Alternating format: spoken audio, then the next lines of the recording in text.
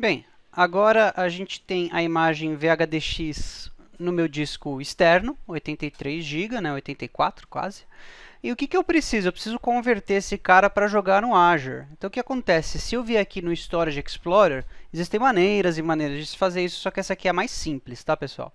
Então o que acontece? Aqui nos discos, no meu Resource Group 01, tem a opção de carregar um disco. E quando eu clico nesse carregar o disco, ele fala assim, ó, carregar VHD. Se eu clico aqui em VHD de origem e eu vou lá no meu disco externo, cadê ele? Dois pontos, datasync, você vê que ele não está achando. Por quê? Porque ele está procurando uma extensão VHD. E quando eu pego esse cara aqui, é um VHDX. Então, o que isso significa? Significa que a gente tem que fazer uma conversão simples, né? Então, para você converter no Windows, para você rodar a conversão, se a gente vier aqui nos recursos do Windows, aqui eu estou numa máquina simples, né? Eu tenho o Hypervisor, as ferramentas de gerenciamento do Hypervisor, né? Eu não preciso instalar a plataforma em si.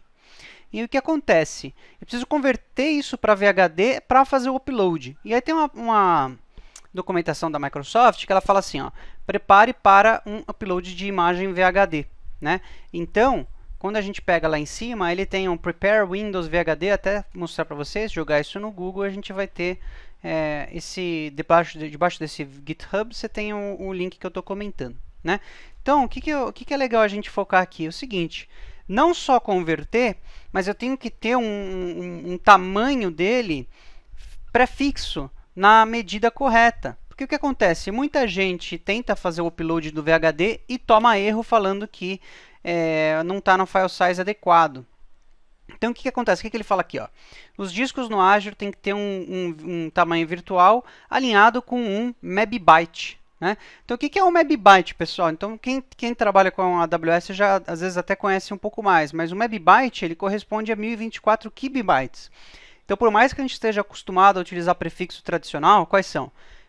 Kilobytes, megabyte, terabyte, para indicar a quantidade, a gente tem que começar a se adaptar e pensar que 1 kilobyte ele equivale a 1024 e 1 megabyte, que é uma unidade que sempre foi para a gente 1 mega, ela passou a significar, quer dizer, sempre foi, né, para o sistema operacional, 1024 vezes 1024 bytes. Então, quando a gente fala de 1 megabyte, na realidade isso corresponde a 1.024.000 bytes. Então, é muito comum isso na plataforma AWS, por exemplo, quando você pega um disco EBS, a gente entrega a medida de megabyte, que ela é mais precisa. E aqui nesse processo, pessoal, é a mesma coisa. Né? Então, a Microsoft ela fala que para você fazer um upload, você tem que estar alinhado nesse valor. Ah, então eu preciso fazer todo o cálculo e métrica desses 80 e tantos giga? Na verdade, não.